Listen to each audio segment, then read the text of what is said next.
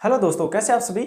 आज हम इस वीडियो में देखने वाले हैं 9th क्लास की मैथ्स के बारे में। आज हमारा पहला वीडियो है और इसी चैनल पर आपको 9th क्लास की जो मैथ्स है वो ट्रिक के साथ में मिलने वाली है। तो इस वीडियो को लास्ट तक जरूर देखना, अपने दोस्तों के साथ भी शेयर जरूर कर लेना, क्योंकि इस चैनल पर आपको पूरा का जो पूरा मैटर है 9th क्लास की मैथ्स का जो पूरा का पूरा सिलेबस है वो करवाने वाले हैं। तो आप चैनल पर नए हैं, सब्सक्राइब जरूर कर लेना। आज का हमारा टॉपिक रहने वाला है, फर्स्ट टॉपिक है नंबर सिस्टम। चैप्टर है पहला नंबर सिस्टम का 9th क्लास की मैथ्स के अंदर एनसीईआरटी की बुक से हम करवाने वाले हैं। तो इसके अंदर हम थोड़ा सा इसका इंट्रोडक्शन देखते हैं, इस चैप्टर के अंदर क्या चीज़ है जो महत्वपूर्ण है तो वो हम देखते हैं। उसके बाद में हम इसकी जो एक्सरसाइज है वो करने वाले हैं। तो देखिए, सबसे पहले हम देखेंगे प्राकृत संख्याएं। इस चैप्टर के अंदर आपको नंबर सिस्टम है तो नंबर से संबंधित जितना भी नॉलेज है, सामान्य है, जो इसका नॉलेज है वो आपको पता होना जरूरी है। तो नंबर सिस्टम के अंदर है प्राकृत संख्या। प्राकृत संख्या क्या होती है? प्राकृत संख्या वो है जो 1 से स्टार्ट है और अनंत तक है। ठीक है, कोई भी संख्या है उसके अंदर जीरो शामिल नहीं है, माइनस शामिल नहीं है, माइनस संख्या शामिल नहीं है, जीरो भी शामिल नहीं है, तो वो क्या है? एक प्राकृत संख्याएं हैं। तो 1 2 3 4 5 इस तरह से आगे चलेंगे तो ये सभी प्राकृत संख्याएं हैं। उसके बाद में 2 नंबर पर है पूर्ण संख्याएं। पूर्ण संख्या क्या होती है?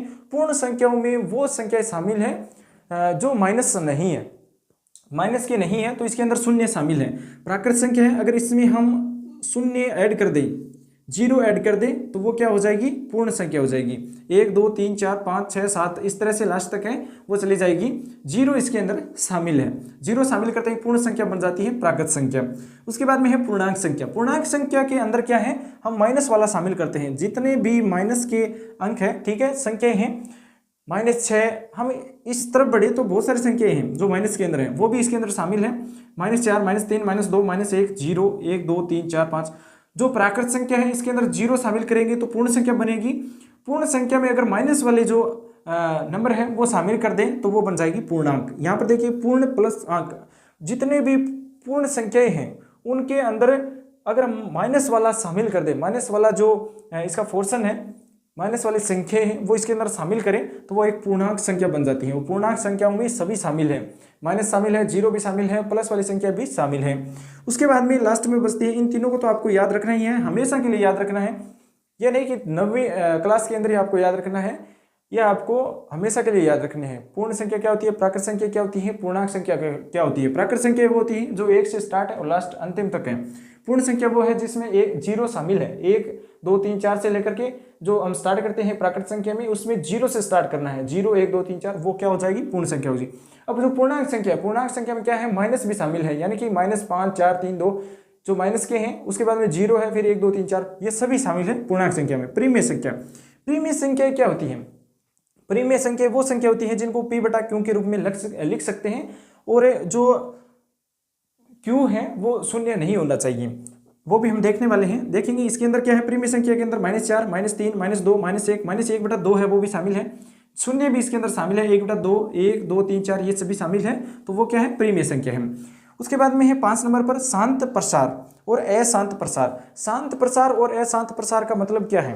प्रीमेय संख्या तो अप्रीमेय संख्या वो भी हम देखने वाले हैं। प्रीमेय संख्या क्या होती है? प्रीमेय संख्या वो संख्या है जिनको हम p/q के रूप में लिख सकते हैं, यानी p/q के रूप में लिखा जा सकता है और q है उसके बराबर में शून्य नहीं होना चाहिए।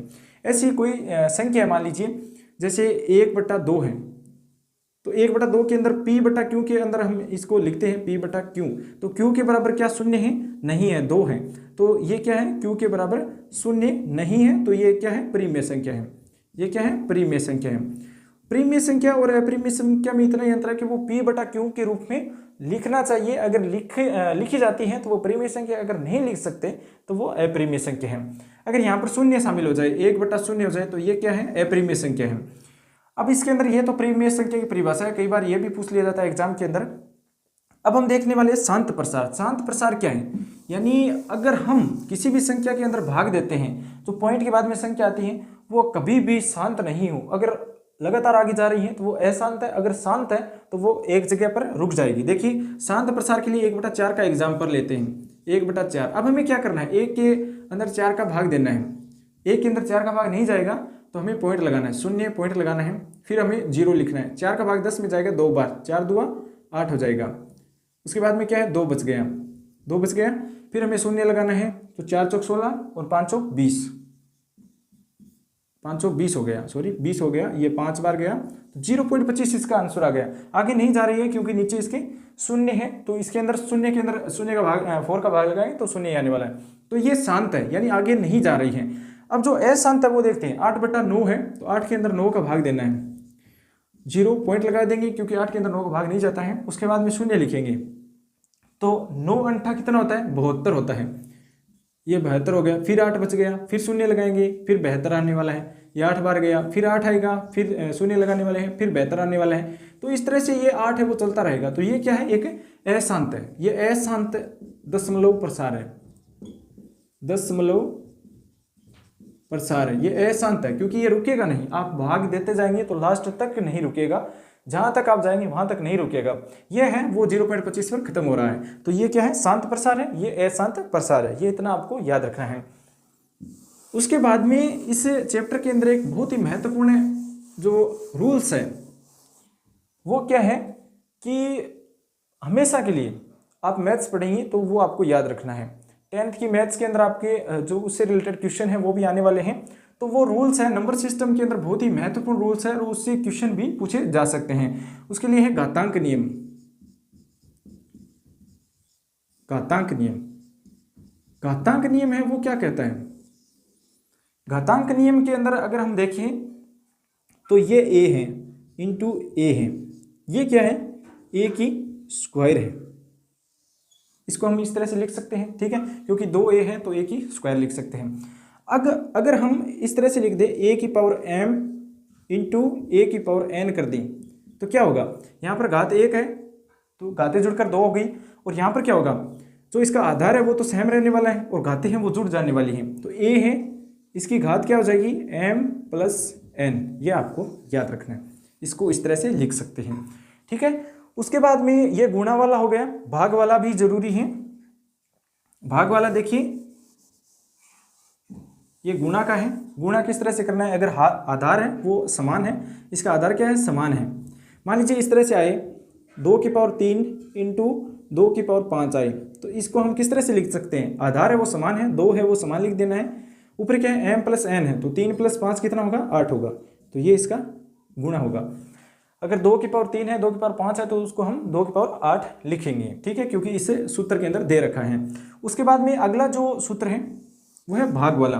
भाग में क्या करना है आपको, देखिए a/a है तो इसको हम 1 लिखते हैं, ठीक है, क्योंकि इसके ऊपर घात है वो कुछ नहीं है तो 1 मान सकते हैं, 1 है, ठीक है। उसके बाद में क्या करना है,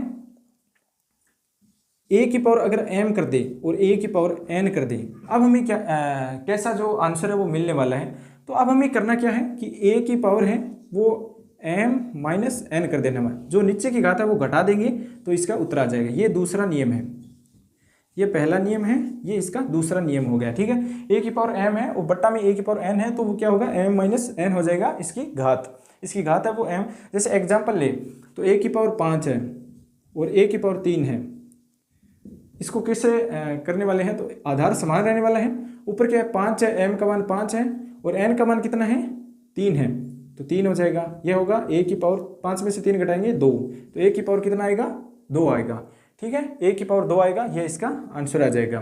तो ये दूसरा नियम भी आपको याद रखना है। अब देखिए इसके अंदर क्या दे रखा है कि a की पावर अगर m है या n है तो हम इसको a की पावर माइनस m भी लिख सकते हैं, इसको हम a की पावर माइनस m है वो लिख सकते हैं। तो ये तीसरा रूल हो गया, घातांक करने को जो घातांक नियम है इसका तीसरा नियम हो गया।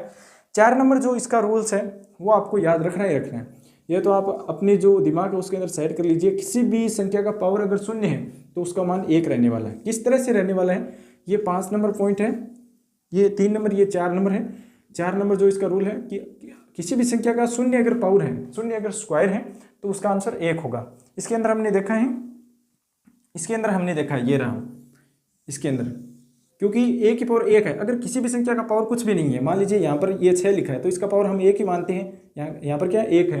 अब हम 6 की पावर 1, 6 का 6 में भाग देंगे तो 1 कैसे आता है, ये इस तरह से आता है, क्योंकि इस रूल से अगर हम देखिए भाग वाले से तो m माइनस n होता है, तो यहाँ पर इस तरह से होना चाहिए, आधार सेम है 1 माइनस 1, तो 1 में से 1 जाएगा, शून्य आएगा, तो 6 की पावर क्या होगा, शून्य होगा। शून्य का किसी भी संख्या का अगर पावर शून्य है तो उसका मान क्या आता है, 1 होता है, तो इसका आंसर इस तरह से 1 आने वाला है, ठीक है। तो इस तरह से हम एक इसका आंसर लेंगे और घातांक नियम है ये आपको याद रखना है। बहुत सारे क्वेश्चनों के अंदर ये घातांक नियम है वो पूछा जाता है। पहला ये है गुणा वाला जोड़, अगर जो घात है वो आधार समान है तो घातें जुड़ जाती हैं। उसके बाद में अगर भाग के अंदर है तो घातें घट जाती हैं। नीचे की संख्या नीचे की जो घात है वो ऊपर वाले घात से घट जाती है अगर आधार समान है। शर्त यही रहती है कि इसका आधार समान होना चाहिए। इस तरह से हम नहीं कर पाएंगे। अगर मान लीजिए कोई भी संख्या है, ये है मान लीजिए 3 की पावर 2 है और 4 की पावर 3 है, तो इसका हम नहीं कर पाएंगे। इसका तो हमें हल करना ही होगा। बाकी इसका अगर आधार समान है, ये यहाँ पर 3 होता तो हम कर पाते, लेकिन 4 है तो इसका हम नहीं कर पाएंगे। ये घातांक नियम है जो आपको याद रखना है। मान लीजिए कोई भी संख्या है, इस तरह से भी आपको मिल सकती है एग्जाम के अंदर।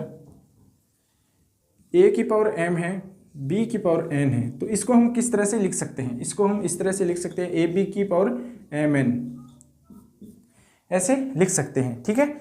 और ये है a की पावर m ब्रैकेट बंद, ऊपर जो घात है वो n है, तो इसको हम लिख सकते हैं a की पावर mn, ऐसे लिख सकते हैं। क्योंकि इसके अंदर क्या है, देखिए इसके अंदर घात है वो ब्रैकेट से बाहर है, ब्रैकेट से ऊपर घात है तो ये घातें हैं वो गुणा हो जाती हैं। अगर ब्रैकेट से बाहर करनी है, इसकी भी m है और इसकी भी n है, तो ये दोनों क्या है ऊपर चले जाएगी, गुणा में चले जाने वाली हैं। तो इस तरह से आप ये नियम भी याद रखिए। दो ये नियम है इंपॉर्टेंट है और ये आपको याद रखना ही है, a की पावर 0 वाले। तो ये घातांक नियम कंप्लीट हो गया, नंबर सिस्टम कंप्लीट हो गया। इसी तरह से हम जो 9th क्लास की जो मैथ्स है वो पूरी कंप्लीट करने वाले हैं। पूरी की पूरी जो एक्सरसाइज है, क्वेश्चन टू क्वेश्चन है वो करने वाले हैं।